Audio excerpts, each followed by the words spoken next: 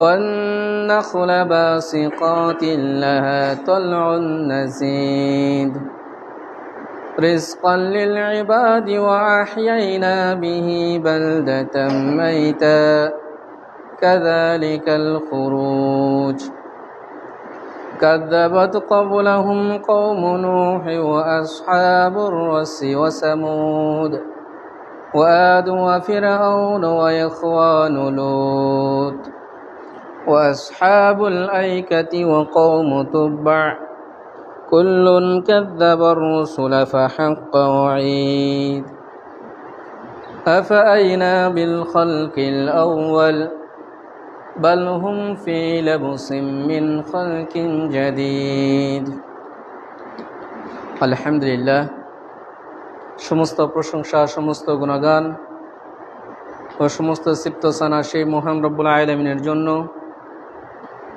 যে আল্লাহ রব্বুল আলামিন আমাদেরকে এই পবিত্র জুমার দিনে মসজিদে উপস্থিত হওয়ার তৌফিক দান করেছেন সে আল্লাহর প্রতি শুকরিয়া আদায় করি আলহামদুলিল্লাহ। দরুদ ও সালাম বর্ষিত হোক মুহাম্মদ রাসূলুল্লাহ সাল্লাল্লাহু আলাইহি ওয়াসাল্লামের উপর। আল্লাহুম্মা সাল্লি আলাইহি আল্লাহুম্মা বারিক আলাইহি। আজকে আমি আপনাদের সামনে সংক্ষিপ্তভাবে যে বিষয়টি আলোচনা করব তা হচ্ছে সুদ ও ঘুষ সম্পর্কে। সুদ ও ঘুষ সম্পর্কে সংক্ষিপ্তভাবে কোরআন ও সহিহ হাদিস থেকে আলোচনা করার চেষ্টা করব ইনশাআল্লাহ। সুদ বলা হয় অতিরিক্ত কোনো কিছু গ্রহণ করা। পারিভাষিক অর্থে সুদ বলা হয় আপনি যাকে টাকা দিচ্ছেন তার অতিরিক্ত কোনো কিছু গ্রহণ করাই, এটাই হচ্ছে সুদ। সেটা টাকা হতে পারে, যে কোনো জিনিসও হতে পারে। পৃথিবীতে সুদের যে পাপের কথা বলা হয়েছে,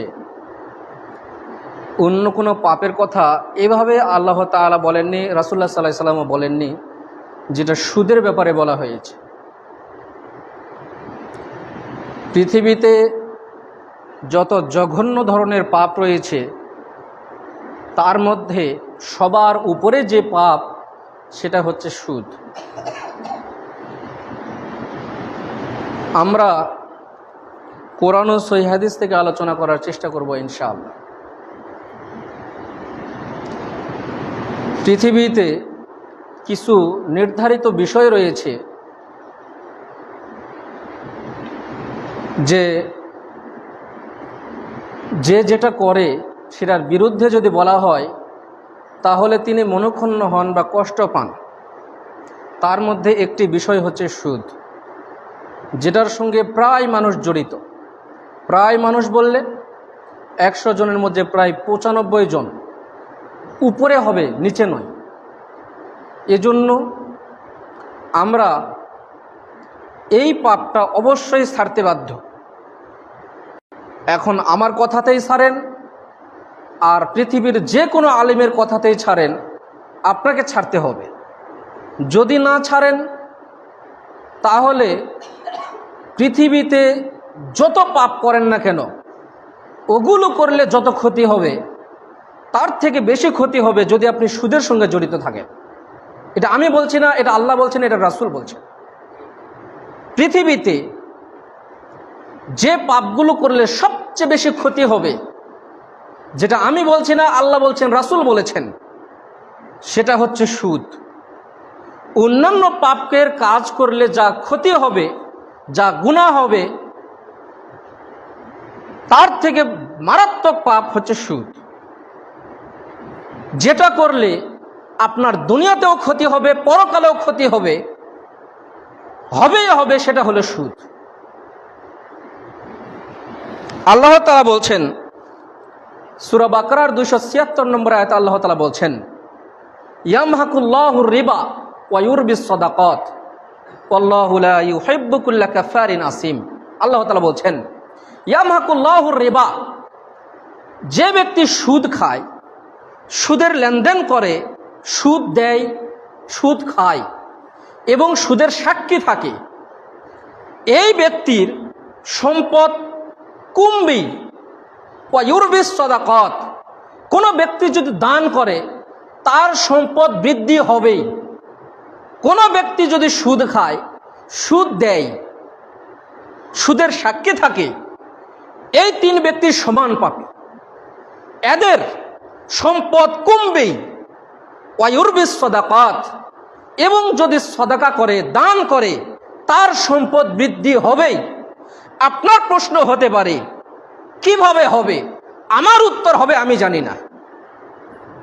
আল্লাহ কিভাবে করবেন আল্লাহ ভালো জানেন, এটা কোরআনের আয়াত। আপনি যদি মুসলমান হয়ে থাকেন, আপনি যদি ইসলাম পালন করে থাকেন, আপনাকে মানতে বাধ্য হতে হবে যে সুদ খাওয়া তার মানে আমার সম্পদ কমে যাবে, সুদের সাক্ষী থাকা তার মানে আমার সম্পদ কমে যাবে, সুদ দেওয়া, সুদ খাওয়া তার মানে আমার সম্পদ কমে যাবে। এটাকে যদি বিশ্বাস না করেন আপনি নাস্তিক, আপনি অমুসলিম, আপনি কাফের। খান, দেন, সাক্ষী থাকেন, সেটা ভিন্ন কথা, সেটা আপনার ব্যক্তিগত স্বাধীনতা। তবে আল্লাহর সামনে কোনো স্বাধীনতা চলে না। যার সামনে কোনো স্বাধীনতা চলে না তিনি হচ্ছেন আল্লাহ। তার মানে আল্লাহর সামনে আল্লাহর কথাকে মেনে নেওয়া এটা আপনি বাধ্য, আপনার করার কোনো কৈফিয়ত চলবে না, এখানে কোনো কৈফিয়ত চলবে না। আল্লাহ তাআলা বলছেন ওয়াল্লাহু লা ইউহিব্বু কুল্লা কাফারিন আসিম, আল্লাহ ওই ব্যক্তিকে পছন্দ করেন না যিনি অবিশ্বাসী এবং পাপিষ্ঠ ব্যক্তি। তার মানে এই কথার সঙ্গে আল্লাহ এই কথা বলার অর্থ হচ্ছে এই সুদের সঙ্গে যারা লেনদেন করে, যিনি সুদ খায়, যিনি সুদ দেন এবং যিনি সাক্ষী থাকেন, তার মানে এরা আল্লাহর আয়াতকে বিশ্বাস করে না, তার মানে এরা অবিশ্বাসী, এরা পাপী, এরা কাফের। গতকাল একটা পেপারের একটা কাটিং হুট করে আমার সামনে আসছে, সেখানে লেখা রয়েছে একজন ব্যক্তি, গ্রামের একজন ব্যক্তি, এটা বাস্তব কথা, আমার পরিচিত, কিন্তু আমি বলবো না কোথায়, তিনি যে টাকা সুদ দেন, ধরে নেন মাসে 1000 টাকা দেন, মানে 1000 টাকা যদি সুদ দেন তাহলে ওনাকে সপ্তাহে 200 টাকা দিতে হবে, তাহলে মাসে কত? 800 টাকা। কত টাকা? 800 টাকা। 4 7 28, তার মানে আরো 2-3 দিন থাকতেছে। যদি 31 মাস হয় তাহলে 3 দিন থাকে, তার মানে অন্য মাসে গিয়ে আবার 2-3 দিন যোগ হয়ে দেখা যাচ্ছে 2 মাসে গড়ে 9 মাস হয়, 9 সপ্তাহ হয়। তার মানে 1000 টাকা যদি আপনি নেন তাহলে আপনাকে 2 মাসের সুদ দিতে হবে 9 দুগুণে 1800 টাকা। নিলেন কত? এটা কেমন ধরনের কথা?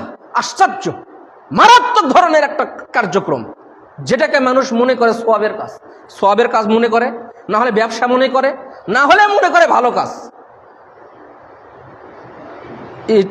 এটা থেকে বিরত আপনাকে থাকতেই হবে, আপনি থাকতে বাধ্য। আল্লাহ তাআলা বলছেন ইয়া আইয়ুহাল্লাযীনা আমানু, হে ঈমানদারগণ, লা তাকুলুর রিবা আযআফা মুযাআফা, হে ঈমানদারগণ তোমরা চক্রবৃদ্ধি হারে সুদ খেও না। ওয়াত্তাকুল্লাহা লাআল্লাকুম তুফলিহুন, তোমরা আল্লাহকে ভয় করো যাতে তোমরা সফল কাম হতে পারো। এখানে একটা কথা, চক্রবৃদ্ধি হারে সুদ কি? চক্রবৃদ্ধি হারে সুদ কি? এখন আসেন আপনাকে বুঝাই। ওই যে 1000 টাকা, ওটা দিয়ে আপনাকে বুঝাই। আচ্ছা, 1000 টাকা আপনি নিয়েছেন 1 মাসের জন্য, আপনি সপ্তাহে দিবেন কত? 200 টাকা, তাহলে মাসে কত? 800 টাকা। চক্রবৃদ্ধি হারের সুদ হচ্ছে 1000 টাকা আপনি নিয়েছেন না, 1 মাস আপনি দিতে পারেননি, ধরেন কয় মাস দিতে পারেননি? 1 মাস। তাহলে এই সুদের 800 টাকা আর ওই মূল 1000 টাকা কত হলো? 1800 টাকা। এখন পরের মাসে গিয়ে প্রথম সপ্তাহে আপনাকে দিতে হবে ওই 1000 টাকা, 200 টাকা তো সপ্তাহে আপনাকে দিতে হবেই। এই 1800 টাকা এখন ওই যে সুদ বাড়লো না 1800 টাকা, ওই টাকা মূল টাকার সঙ্গে এখন যোগ হবে। তার মানে আপনাকে এখন সপ্তাহে সুদ দিতে হবে 1800 টাকার সুদ। ওই 800 টাকা এখন মূল টাকার সঙ্গে যুক্ত হবে। বুঝতে পেরেছেন কথাটা কি? আপনার মনে বুঝলেন কিনা আমি জানি না। আপনি টাকা নিয়েছেন 1000 টাকা 1 মাসের জন্য, দিতে হবে আপনাকে সপ্তাহে 200 টাকা, তাহলে মাসে কত হয়? 1 মাস দিতে পারেননি ধরেন, তাহলে মাসে কত হয়? 800 টাকা। চক্রবৃদ্ধি হারের সুদ কি? ওই যে 1000 টাকা নিয়েছেন আর এই 800 টাকা, এটা এখন মূল টাকার সঙ্গে যোগ হবে, তাহলে কত হলো? 1800 টাকা। এখন পরের মাসের প্রথম সপ্তাহে আপনাকে দিতে হবে 1000 টাকার তো 200 টাকা দিতে হবেই, ওই 1800 টাকারও যা সুদ হয় আপনাকে তাও দিতে হবে। তার মানে ওই 1000 টাকা আর এই 800 টাকা, এটা এখন মূল টাকা হয়ে যাবে 1800 টাকা। বুঝতে পেরেছেন কথাটা কি? এখন বুঝতে পেরেছেন কিনা তাও জানি না, আল্লাহ আপনারা একটু মাথাটা ঢোকালে আমি বুঝতে পারবো যে আপনি বুঝতে পেরেছেন। এটা হলো চক্রবৃদ্ধি হারে সুদ। মানে যে টাকা দিবেন ওর সঙ্গে সুদ যদি 5 বছর দিতে না পারেন, ওই 5 বছরে যা সুদ হবে সব টাকা মূল টাকার সঙ্গে যোগ হয়ে যাবে। এখন এই টাকা মিলে 5 বছর পরে ওই টাকা সব সহ আবার আপনাকে সুদ দিতে হবে। মানে সুদেরও আবার সুদ দিতে হবে। মূল টাকা তো সুদ দিতে হবেই, আবার সুদেরও আবার সুদ আপনাকে দিতে হবে। আপনাদের কাজ হলো গ্রাম্য যারা দায়িত্বশীল রয়েছে সবাই মিলে একজোট হয়ে এদেরকে গ্রাম ছাড়া করতে হবে। এই যারা গ্রাম্য এই চক্রবৃদ্ধি হারে এই সুদের সঙ্গে যারা জড়িত, নচেত আপনি জীবনেও কল্যাণকামী হতে পারবেন না। সুদ কেন হারাম কোরআন হাদিসে তো রয়েছে, কেন হারাম ওটা শেষে গিয়ে বুঝাবো, কোরআন হাদিস বাদে আপনাকে বুঝাবো। কোরআন হাদিসে রয়েছে, আমরা জানি কোরআন হাদিসে সুদ হারাম, কিন্তু কিভাবে আপনার সম্পদ সুদারুরা নিয়ে নেয় ওটা আপনাকে বুঝাবো সব শেষে গিয়ে। তখন এখনো তো বহু মানুষ আসেনি, 3 ভাগের 1 ভাগও আসেনি এখনো। সবাই আসুক, তারপরে ওই জিনিসটা আপনাকে বুঝাবো। আল্লাহ তাআলা বলছেন, ইয়া আইয়ুহাল্লাযীনা আমানুত্তাকুল্লাহ, হে ঈমানদারগণ আল্লাহকে ভয় করো। ওয়াজারু মা বাকিয়া মিনার রিবা ইন কুনতুম সাদিকিন, যদি তোমরা সত্যবাদী হয়ে থাকো একটা কাজ করো। সেটা কি? তোমরা যদি কাউকে সুদ দিয়ে থাকো, যদি তোমরা বিশ্বাস করো যে সুদ খেলে আমার ক্ষতি হবে, আজ থেকে তোমার কাজ হচ্ছে যদি কাউকে সুদ দিয়ে থাকো তাকে বলো, ভাই সুদ আর দিতে হবে না, মূল টাকাটা আমাকে দিয়ে দাও, তোমাকে আমি মাফ করে দেব। মাফ না, তোমাকে আমি ওটা ছাড় দিয়ে দিলাম, আমিও আজ থেকে সুদ খাবো না, আমাকে দিয়ে দাও। তার কারণ আমি শুনেছি সুদ খেলে ক্ষতি হয়, আমি আজ থেকে আর সুদের লেনদেন করব না। এটা আপনি করতে বাধ্য, নচেত আপনার ক্ষতি হবেই হবে। পৃথিবীর কেউ ঠেকাতে পারবে না, ইনশাল্লাহ ঠেকাতে পারবে না। অনেক মানুষ আছে আলোচনাকে ভুল বোঝে। কিরকম? মনে করে ওই যে বলেছি যে তওবা করলে সব পাপ ক্ষমা হয়ে যাবে, কথাটা ঠিক। তওবা করলে ক্ষমা হয়ে যাবে, কথা ঠিক, কিন্তু যতদিন খেয়েছেন সবগুলো আপনাকে ফেরত দিতে হবে। বুঝেননি মনে হয়? 10 বছর যদি আপনি সুদ খান, 10 বছর সম্পূর্ণ টাকা আপনি ফেরত দেন মানুষকে, না হলে যদি তাদেরকে না পান সোয়াব সারা বাথরুম করে দেন, রাস্তাঘাট করে দেন, করে দিয়ে আল্লাহর কাছে তওবা করেন যে আল্লাহ মাফ, আল্লাহ তোমার কাছে ক্ষমা চাই, তারপরে বলিয়েন আপনার তওবা কবুল হয়েছে। ইসলাম এত সহজ নয় যে চাইলাম পাইলাম আর খেয়ে নিলাম। আপনাকে সম্পূর্ণ টাকা আগে ফেরত দিতে হবে, তারপরে বলিয়েন আমি তওবা করব। 50 বছর ধরে অন্যায়ের কাজে লিপ্ত হয়ে 50 বছর পরে তওবা করছে, তো বাকি টাকা যে 50 বছর ধরে খেলেন এই টাকাগুলো কি করবেন এখন? মানে সব এখন সাধু হয়ে গেল, সব এখন হালাল হয়ে গেল। তওবা করলে পাপ ক্ষমা হলো, কিন্তু যেই সম্পদ অন্যায়ভাবে খেয়েছেন এটা কি হবে? এই টাকা ফেরত দিতে হবে না? অবশ্যই আপনাকে ফেরত দিতে হবে, নচেত তাদের ইবাদত তো কবুল হবেই না, কোশ্চেন কালাও হবে না। কেন? অন্যায়ের সঙ্গে যারা জড়িত, অপবিত্র কাজের সঙ্গে যারা জড়িত, হারাম কাজের সঙ্গে যারা জড়িত, তাদের একটা ইবাদত কবুল হবে না। আমি বলছি না, আল্লাহ বলছেন। আমি বলছি না, আল্লাহ বলছেন যে তুমি যত ইবাদত করো যদি হালাল না হয়, পোশাক যদি হালাল না হয়, যত ইবাদত করো কবুল হবে না। তুমি যে খাদ্য খাচ্ছ এই খাদ্য যদি হালাল না হয় তোমার ইবাদত কবুল হবে না। যে কোনো ইবাদত মানে কি শুধু নামাজ নয়, সালাত কবুল হবে না, সিয়াম কবুল হবে না, হজ কবুল হবে না, কোনো দানা কবুল হবে না। আগে পবিত্র হন, আগে বৈধ উপার্জন করেন, তারপরে আপনাকে বলতে হবে যে আমি আলহামদুলিল্লাহ হালাল কাজের সঙ্গে রয়েছি, এখন আমি তওবা করছি তোমার কাছে, যার যা পেত সব দিয়ে দিয়েছি, আল্লাহ তুমি মাফ করে দাও, এখন ঠিক আছে। আল্লাহর কাছে তওবা করেন।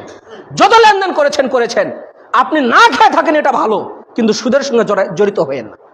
না খেয়ে থাকা ভালো, 2 বেলা না খান, 1 বেলা খান, কোন রকম বেঁচে থাকেন, তারপরেও সুদের সঙ্গে আপনি লেনদেন করবেন না। কেন? সুদের সঙ্গে লেনদেন করলে আপনার সম্পদের ক্ষতি হবেই, আপনি নিঃস্ব হবেনই হবেন। পৃথিবীতে একটা পাপ রয়েছে যেই পাপ করলে আপনি নিঃস্ব হবেন সেটা হলো সুদ। আপনি হবেন না, আপনার ছেলে হবে, আপনার ছেলে হবে না তার ছেলে হবে, তার ছেলে হবে না তার ছেলে হবে, নিঃস্ব হবেই হবে। এই টাকা থাকবে না আপনাদের, নিশ্চিত থাকবে না। আল্লাহ বলছেন থাকবে না, রাসূল বলছেন থাকবে না। আমি বললে তো কাজ হবে না, আমি শুধু মুখ দিয়ে বলছি মাত্র। আমার কথাটা আপনাদের তিতো লাগতে পারে, যার কথা ভালো লাগে তার কথা শুনে আপনি সুদ ছাড়েন। আপনি বলছেন যে হুজুর আপনার কথা ভালো লাগছে না, শুনেন না। যার কথা শুনলে আপনি সুদ ছাড়বেন, আপনি তার কথা শুনেন, শুনে আপনি সুদটাকে ছেড়ে দেন। তাহলে কি করব? গরু পালেন, জমি চাষ করেন, হালালভাবে উপার্জন করেন, একবেলা খান, দুই বেলা খায়েন না, দুই বেলা খান একবেলা খায়েন না, না খেয়ে থাকেন, তারপরেও সুদের সঙ্গে জড়িত হয়েন না। 7 দিন কাম করবেন, আপনার কত সপ্তাহে কিস্তি কত? কয় হুজুর সব দিনে কামাই হলো 400 টাকা। কয় তাহলে দিনে কিস্তি কত? কয় 250 টাকা দিনে কিস্তি দিতে হয়। তার মানে সপ্তাহে কত? এখন হিসাব করেন। আরে 1 শতক জমি নেই, ওনার হলো সপ্তাহে 2000 টাকা কিস্তি। আশ্চর্য কথা। আমি অন্যের কথা বলতে যাব না, আমার এই ফুফা শ্বশুর 1 শতক জমি নেই, কোন রকম বাড়িটা আছে। অন্যের কথা বলতে গেলে আপনারা মন খারাপ করবেন, তো নিজের কথাই বলি। গত 2 দিন আগে তিনি অটোটা হারিয়েছেন, তো আমার তো মনে হয় যে মনে হয় কিস্তি আছে, তো জিজ্ঞেস করলাম সপ্তাহে কত কিস্তি? বলছে 1500 টাকা। এখন 1টা টাকা বাড়িতে খাওয়া তো দূরের কথা, 1টা টাকা আসার কোনো সোর্স নেই, কোনো সোর্স নেই। না জমি চাষ করে, না কোনো কাজবাজ করে, বয়স্ক মানুষ। তাহলে 1500 টাকা সপ্তাহে দিবে কিভাবে? এটা হলো সুদ। আপনার যদি এই সুদটা না থাকতো, আপনার টেনশন মুক্ত, নো টেনশন, কোনো টেনশন নেই। তাহলে 1টা টাকা যদি বাড়িতে ইনকাম না আসে, সপ্তাহে যদি 1500 টাকা কিস্তি দেয়, অটোটা হারিয়ে গিয়েছে গত 2 দিন আগে, এখন তাহলে কিভাবে দিবে কিস্তি? এটা হলো সুদ। আপনাকে চুষে খাবে, কিন্তু আপনি বুঝতে পারবেন না যে আমাকে চুষে খাচ্ছে। কিভাবে আপনাকে চুষে খাচ্ছে?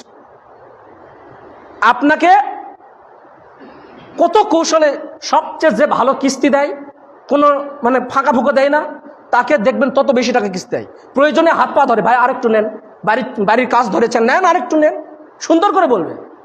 কিন্তু যে দেখবেন কিস্তি দেয় না, ওকে আর দিতে চায় না। তো সুদের লেনদেন আপনাকে ছাড়তেই হবে, নচেত আপনি নিঃস্ব হবেনই হবে।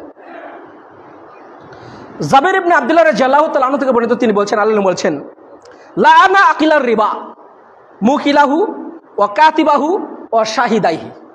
যে সুদ দেয় তার উপর আল্লাহর অভিশাপ, যে সুদ খায় তার উপর আল্লাহর অভিশাপ, যে সুদের সাক্ষী থাকে যে 2 জন, তাদের উপর আল্লাহর অভিশাপ। আল্লাহ দোয়া করেন যে তার ক্ষতি হোক, তার মানে তার ক্ষতি হবেই। অকালাহুম সাওয়া, এই 3 জন সমান পাপী। যে সুদ দেয়, যে সুদ খায়, যে সুদের সাক্ষী থাকে। আপনি সম্পদশালী মানুষ, তার মানে আপনি গ্রামের একটা মাতব্বর। আপনি ওই যে একজন জমি কট রাখবে, আপনাকে সবাই সম্মান করে, ইনি রাখবেন, উনি নিবেন, আপনাকে রেখেছেন সাক্ষী, যে আপনি এখন মুরব্বী মানুষ, গ্রামের একজন ভালো মানুষ, আপনাকে সবাই সম্মান করে, উনি আছেন সাক্ষী। আল্লাহ ভালো জানে তাদের কি হবে। তার মানে তিনিও সমান পাবে। আল্লাহ হেদায়েত দান করুন, আল্লাহুম্মা আমিন। আব্দুল্লাহ ইবনে হানজালা রাদিয়াল্লাহু তাআলা আনহু থেকে বর্ণিত, তিনি বলছেন, গাসিলিল মালাইকা, যাকে ধৌত করেছেন, তার মৃত্যুর সময় যাকে ধৌত করেছেন তারা হলো ফেরেশতা। আল্লাহ নবী বলছেন, দিরহাম, তিনি বলছেন, দিরহামু রিবা ইয়াকুলুহু রাজুলু ওয়া হুয়া ইয়ালামু আশাদ্দু মিন 36 জিনিয়া। কোন ব্যক্তি যদি 1 টাকা সুদ খায়, কয় টাকা? 1 টাকা। কোন ব্যক্তি যদি 1 টাকা সুদ খায়, 36 বার জিনা করলে যে পাপ হবে, 36 বারেরও অধিক জিনা করলে যে পাপ হবে, 36 বারেরও অধিক জিনা করলে যে পাপ হবে, 36 বারেরও অধিক জিনা করলে যে পাপ হবে, তার চেয়ে 1 টাকা সুদ খেলে তার চেয়ে বেশি গুনাহ হবে। আমি 36 বার জিনা করেছি, আমার যে পাপ হবে, 36 বারেরও অধিক আমি জিনা করেছি, আমার যে পাপ হবে, আপনি 1 টাকা সুদ খেলে তার থেকে বেশি পাপ হবে। কে বলছেন? কে বলছেন? আল্লাহ নবী বলছেন। আপনি বলেন আপনি কি করবেন? গসিলেল মালাইকা, হানজালা রাদিয়াল্লাহু তাআলা আনহুর একটা ছোট্ট একটা ঘটনা আছে, এখানে বলেটা নেই। হানজালা রাদিয়াল্লাহু তাআলা আনহু বিবাহ করেছেন আজকে রাত্রেই। তিনি এমন একজন সাহাবী ছিলেন, এই হাদিসের বর্ণনাকারী সাহাবী, তিনি রাত্রে আজকে বিবাহ করেছেন। তিনি স্ত্রীর সঙ্গে মেলামেশা করেছেন। তারপরে হঠাৎ যুদ্ধে যাওয়ার জন্য ঘোষণা হয়েছে, আল্লাহ নবী ঘোষণা দিয়েছেন যুদ্ধে যেতে হবে। সঙ্গে সঙ্গে হানজালা রাদিয়াল্লাহু তাআলা আনহু আল্লাহ নবীর কাছে গেলেন, আল্লাহ নবী আমি যুদ্ধে যাব, আমাকেও নিয়ে চলেন। তখন বলছে তিনি যুদ্ধে গিয়েছেন, গিয়ে তিনি শহীদ হয়ে গিয়েছেন, যুদ্ধে শহীদ হয়ে গিয়েছেন। এখন তো তিনি যেহেতু স্ত্রীর সঙ্গে থেকেছেন, তার মানে তার উপর গোসল ফরজ হয়ে গিয়েছে। এমন সময় হানজালা রাদিয়াল্লাহু তাআলা আনহুকে পাওয়া গিয়েছে। তার সঙ্গে সঙ্গে স্ত্রী গিয়ে বলছেন, আল্লাহ নবী আমার স্বামী তো গতকাল আমাকে বিবাহ করেছে, তো আমার সঙ্গে থেকেছেন, তার উপরে গোসল ফরজ। এখন শহীদদেরকে তো আর গোসল দেওয়া হয় না, শহীদরা যেভাবে মৃত্যুবরণ করেন তাদেরকে সেভাবেই কি করতে হয়, দাফন করতে হয়। সঙ্গে সঙ্গে জিবরিল আলাইহিস সালাম এসে আল্লাহ নবীকে জানিয়ে দিলেন, হে আল্লাহ নবী তাকে গোসল দিতে হবে না, সমস্যা নেই, তাকে ফেরেশতারা গোসল দিয়েছে। সেই সাহাবী এই হাদিসটা বর্ণনা করছেন যে 1 টাকা যদি কেউ সুদ খায়, 36 বার যদি জেনা করে তার যে পাপ হবে তার অধিক, জেনা করলে যে পাপ হবে 1 টাকা সুদ খেলে তার চেয়ে বেশি পাপ হবে। এখন আপনি যে কত টাকা খেয়েছেন আল্লাহর কাছে তওবা করেন, আল্লাহ মাফ করবেন, ইনশাল্লাহ মাফ করবেন, কিন্তু আপনাকে আজ থেকে ছাড়তে হবে। সুদের ক্ষতিকারক দিক আবারও বলছি, কোরআন হাদিসে যা রয়েছে রয়েছে, কিন্তু দুনিয়াবি কি ক্ষতি ওই জিনিসটা শেষে বুঝাবো। আবু হুরায়রা রাদিয়াল্লাহু তাআলা আনহু থেকে বর্ণিত, তিনি বলছেন, আল্লাহ নবী বলছেন, আর রিবা সাবউনা হুবান আইসারুহা আন ইয়ানকাহা রাজুলু উম্মাহু। আল্লাহ নবী বলছেন সুদের 70-এরও অধিক পাপের স্তর রয়েছে, এক একটা পাপের স্তর রয়েছে। তো সুদের যে পাপ তার একটা 70-এর অধিক স্তর রয়েছে। সবচেয়ে নিম্ন স্তর যেটা, মানে সুদ খেলে সবচেয়ে নিম্ন যে পাপ হবে, সবচেয়ে ছোট যে পাপ হবে, সেটা হচ্ছে তার মাকে বিবাহ করলে যে পাপ হবে সেই পাপ হবে সুদ খেলে।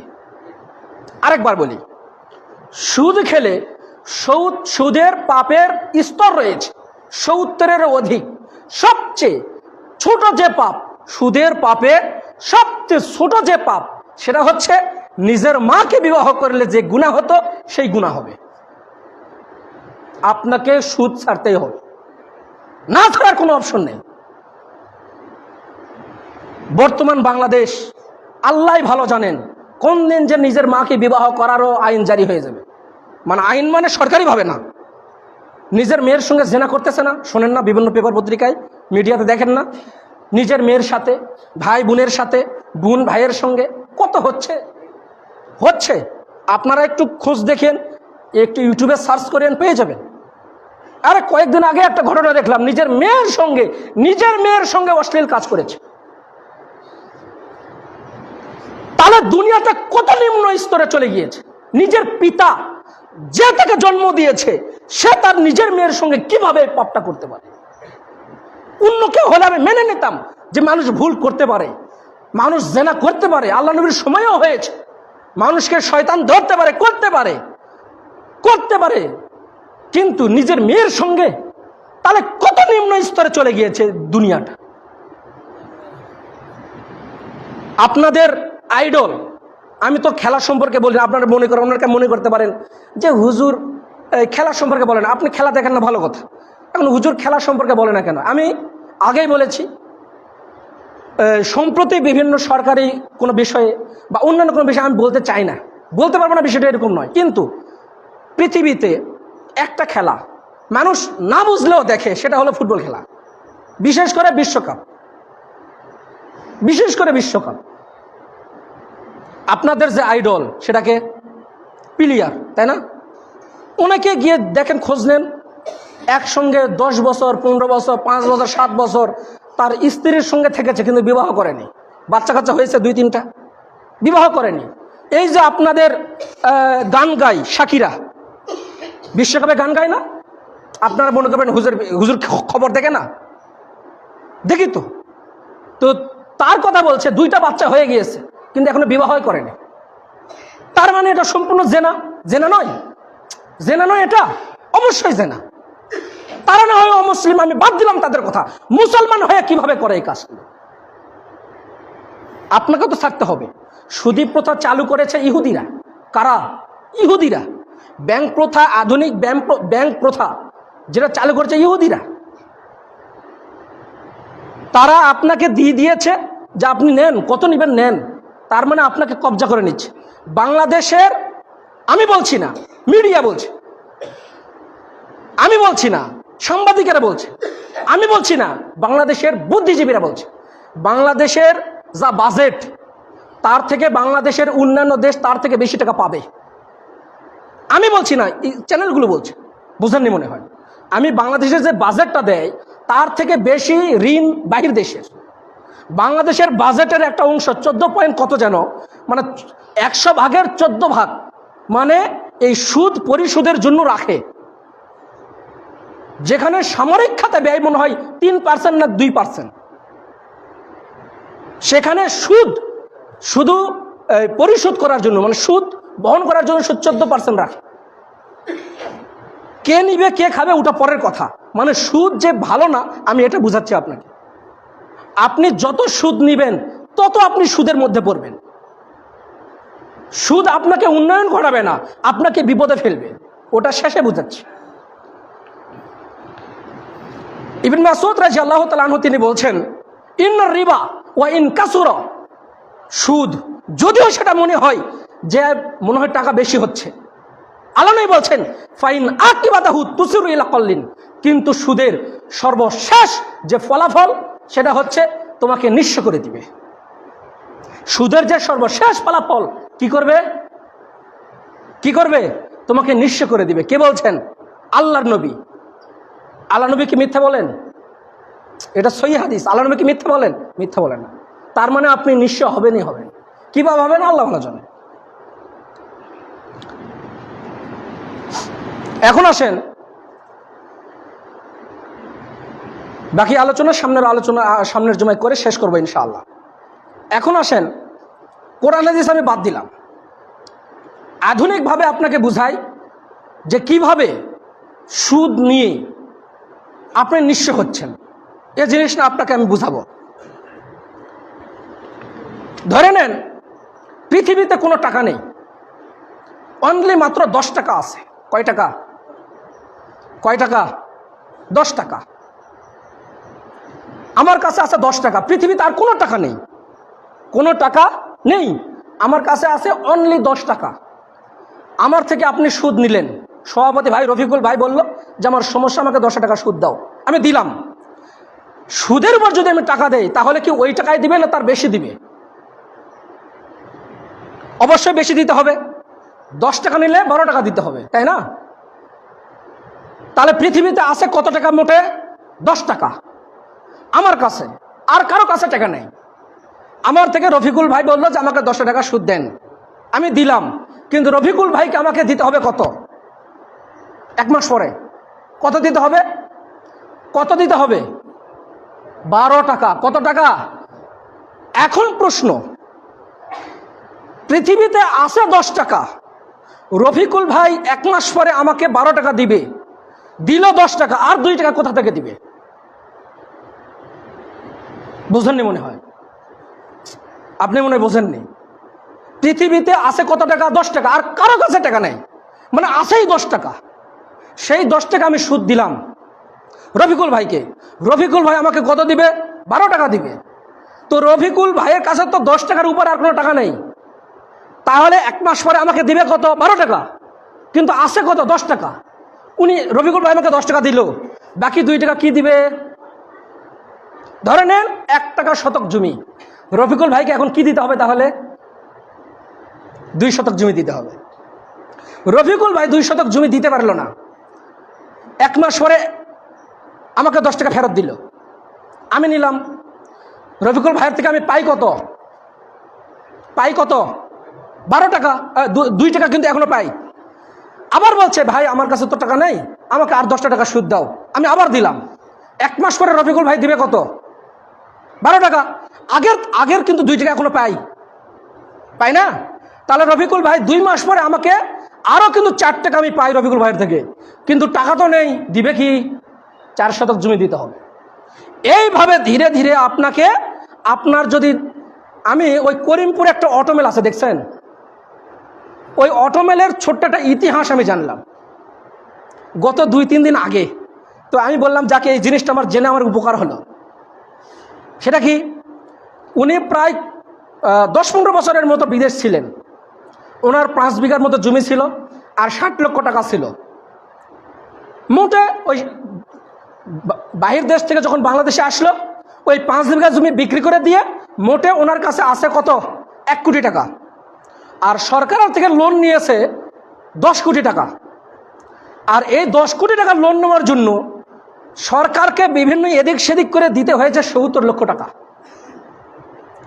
এই যে 10 কোটি আর এখানে আছে 30 লক্ষ, এই টাকা দিয়ে অটোমেল করার পরে বর্তমানে শুনতেছি ওই অটোমেল নিলামে উঠে অন্যের কাছে বিক্রি হয়ে গেছে, উনি এখন নিঃস্ব। 1 কোটি টাকাও শেষ, সব কিছু শেষ।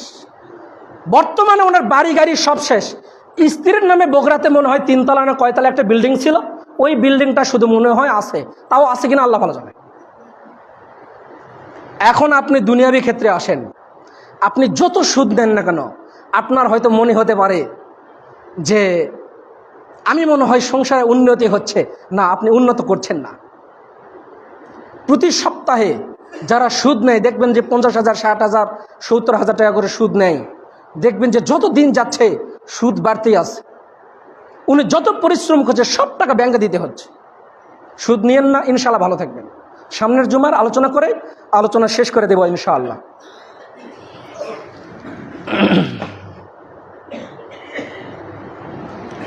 আলহামদুলিল্লাহ ওয়াহদাহু ওয়াসসালাতু ওয়াসসালামু আলা মান লা নাবিয়্যা বা'দ, আম্মা বা'দ। পরিশেষে বলবো, আমার আলোচনা কিন্তু শেষ, পরিশেষে বলবো, কোরআন হাদিসে যা বললাম, আমি রফিকুল ভাইকে আর আমাকে দিয়ে যে উদাহরণটা দিলাম, এই উদাহরণটা যদি আপনার মাথায় থাকে ইনশাল্লাহ আপনার উপকার হবে, ইনশাল্লাহ উপকার হবে। সুদ নিয়েন না, প্রয়োজনে একবেলা খান, একবেলা খায়েন না। যা সুদ আছে সব পরিশোধ করে দেওয়ার চেষ্টা করেন। মেয়েকে বিবাহ দেওয়ার আগে এখন থেকেই সম্পদ উপার্জন করে আপনি টাকাগুলো জমানোর চেষ্টা করেন। সুদ নিয়েন না, যত নেবেন তত বিপদে পড়বেন। মেয়েকে বিবাহ দেওয়ার সময় 30,000 টাকা সুদ নিয়েছে, 5 বছর পরে দেখা গেছে তার ডবল হয়ে গেছে। ব্যাংক প্রধানকে 5-7 হাজার টাকা দিয়ে ওই সুদটাকে কমিয়ে নিয়েছে, এরকম করা যায়। আপনার সুদ বেড়েছে ধরে নেন 20,000 টাকা, যিনি ব্যাংকের প্রধান, ম্যানেজার, ওনাকে ফাঁক করে 2-4-5-7 হাজার টাকা দিলে সিস্টেম করে উনি সুদটা কমিয়ে দিতে পারেন। এটা যাদের খুব ঘনিষ্ঠ রয়েছে তারা এই কাজটা করে। আমি তো আর এগুলো করি না, শুধু এগুলো গবেষণা করতে যায়, এগুলো একটু অনেকটা জানলাম। তো যাক, আপনারা, আমি একটা নাম বলি, ওনার ভিডিওগুলো দেখার চেষ্টা করবেন, অনেক উপকার হবে। সেটা মোহাইমিন পাটোয়ারি। উনি আমেরিকাতে পড়াশোনা করেছেন, লন্ডনে পড়াশোনা করেছেন, জার্মানিতে পড়াশোনা করেছেন, ফিনল্যান্ডে পড়াশোনা করেছেন, শুধু এই অর্থনীতির উপর। ওনার আলোচনাগুলো শুনবেন, ওনার বইপত্রগুলো পড়বেন, রকমারিতে পাওয়া যায়, ইনশাল্লাহ আপনার উপকার হবে। আল্লাহুম্মা সাল্লি আলা মুহাম্মাদ ওয়া আলা আলি মুহাম্মাদ কামা সাল্লাইতা আলা ইব্রাহিম ওয়া আলা আলি ইব্রাহিম ইন্নাকা হামিদুম মাজিদ। আল্লাহুম্মা বারিক আলা মুহাম্মাদ ওয়া আলা আলি মুহাম্মাদ কামা বারাকতা আলা ইব্রাহিম ওয়া আলা আলি ইব্রাহিম ইন্নাকা হামিদুম মাজিদ। আল্লাহুম্মা আনসুরিল মুসলিমিনা ফি কুল্লি মাকান। আল্লাহুম্মা আইজিল ইসলাম ওয়াল মুসলিমিন। রব্বানা আতিনা ফিদ দুনিয়া হাসানাহ ওয়া ফিল আখিরাতি হাসানাহ ওয়া কিনা আযাবান নার। রব্বানা যালামনা আনফুসানা ওয়া ইল্লাম তাগফির লানা ওয়া তারহামনা লানাকুনান্না মিনাল খাসিরিন। সুবহানাকাল্লাহুম্মা ওয়া বিহামদিক আশহাদু আল্লা ইলাহা ইল্লা আনতা আস্তাগফিরুকা ওয়া আতুবু ইলাইক। আসসালামু আলাইকুম ওয়া রাহমাতুল্লাহি ওয়া বারাকাতুহু।